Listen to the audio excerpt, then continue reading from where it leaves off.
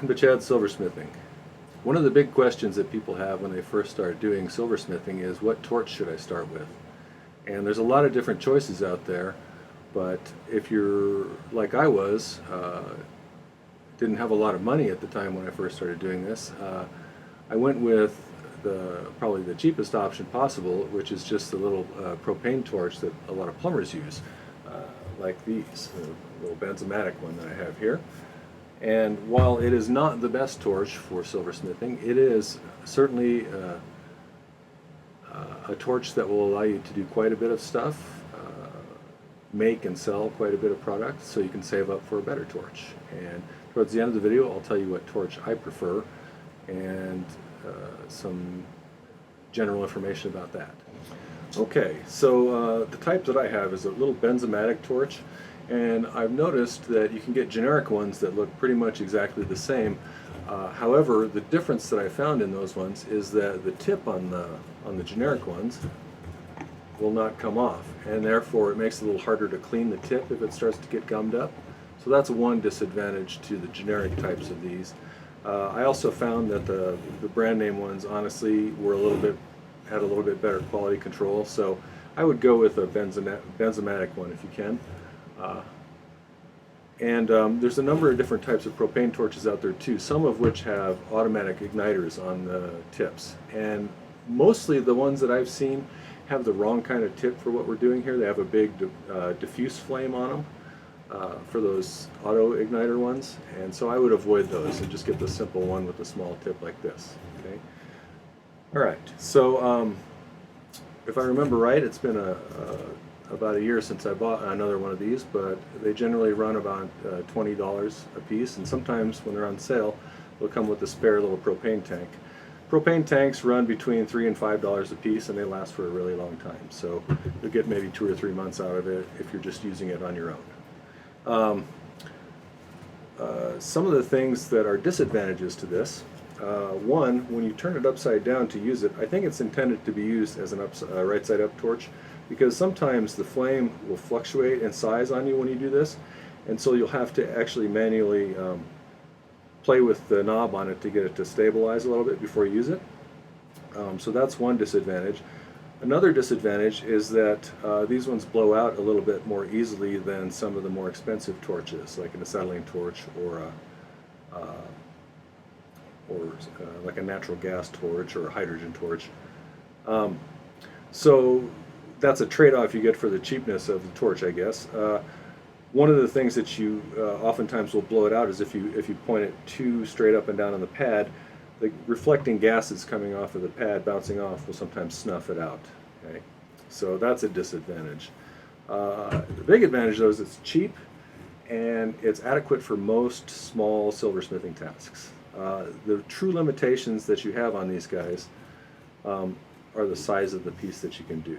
When you start to get into something more substantial like this, where it's a big cuff bracelet or something, it becomes a little bit difficult to get the entire piece hot enough with one of these guys.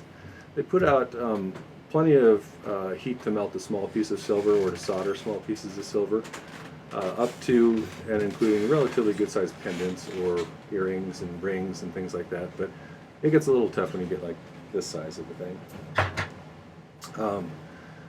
Let's see, so a couple of things about the flame on these guys. If you look at this, flame on this torch, it has a diffuse kind of flame out here that's hard to see in this light, but you can see the little blue cone that sticks out of here. Now the thing to realize about this is the hottest part of that flame is right at the tip, right where I'm pointing with this pick here. You'll see how quickly that turns that pick a bright red color. If I hold it up here like this far away, it's probably never going to reach that. If I hold it in here, it won't get that hot as quickly. Okay, and I'll show you why in just a second here by heating a bit of the pad here. I'm going to heat the pad here so you can see some common things that people run into when they're using these torches. See, I'm getting a kind of a red glow to this soldering pad here, and one of the things that people do when they're beginners is they're having trouble getting solder to flow, and so they move the torch closer thinking that's going to help them. But if you watch when I do this, I put that closer like that, you can hear a little hiss that happens, and you can see that black dark spot there that's in the middle. It's actually a cold spot, and so you're kind of working against yourself if you move it that close. The other thing I see people doing is they're a little bit gun shy because they're new to this, and so they hold a torch too far back because they're worried about melting their piece. And if you do that, what happens typically is silver oxidizes much more quickly under high temperature, and so it'll just start turning your piece black and making it harder for the solder to stick to it. So those are a couple of pitfalls. Let's go ahead and, I was going to say, from what I've read, these things produce 22 to 2400 degrees Fahrenheit or so.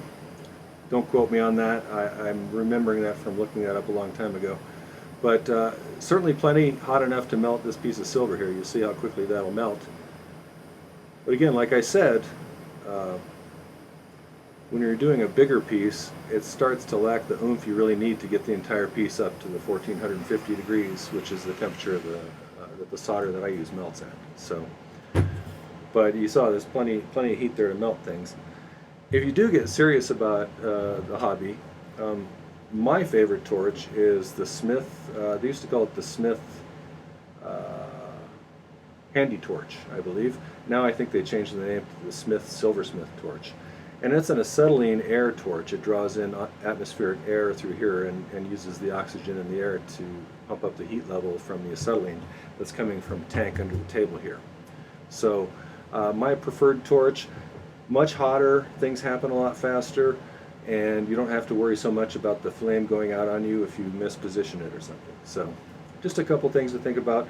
The main thing I'd like you to take away from this video is that these things are a great way to get started and a cheap way to get into the hobby without having to fork out, you know, $300 for a nice acetylene torch. So I definitely wouldn't let the cost of an expensive torch prevent you from getting started. So try one of these guys, and I think you'll find that you can get quite a bit of good work done with it. So, all right, well, if you liked this video, if you found it useful, or if you think of anybody else who you think might find it useful, would you share it with them? And please subscribe to my channel for more useful videos like this. Thanks again, and happy silversmithing.